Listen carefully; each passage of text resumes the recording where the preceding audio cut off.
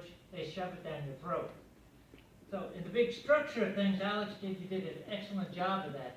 You indirectly reminded us, vis-a-vis your daughter, that some things happen to your body that are inescapable.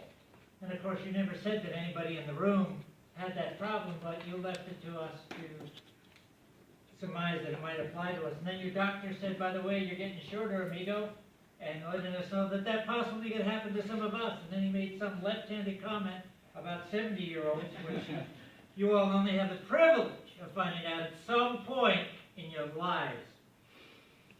The only thing I would do in that structure piece, though it's designed to be indirect, is by posing some of them with some questions to enroll the audience just a little bit more in the possibility that the indirect may apply.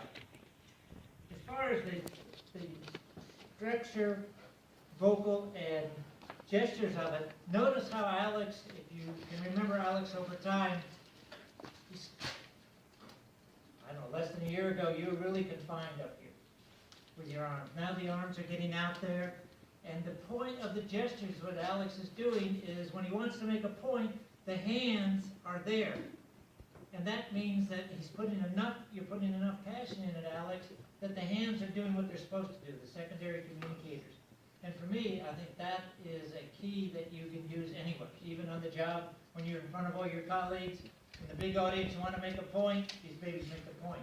And you did exactly the same thing with a voice.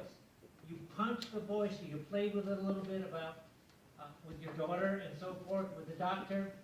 And there, I'd only twist it a little bit. If you wanted to play, is put on a different voice for the daughter. Put on a different voice for the doctor if you wanted to. But you put the different varieties in there. You slowed it down. You changed it enough that we could tell it wasn't you were filling in for your daughter, though you didn't change it super amount. Structure. He started with questions, and it wasn't just one. You started with questions, not just one question, but a series of questions to get us to buy into the idea. You also gave us some relatable facts of something that I personally find very annoying, and that is the people at the red light looking at their cell phones. No, that wasn't you. That was the other one. I lose track of who was doing it.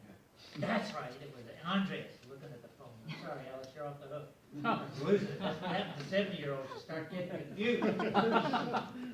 Thus, if you want to deliver bad news indirectly, you can use Alex's speech as a role model for exactly how to do it. Let people decide for themselves whether it fits. But if you really want to make sure that it can fit, then you use the direct method, shove it down their miserable throats so they got it. Let us welcome back to the lecture our general evaluation.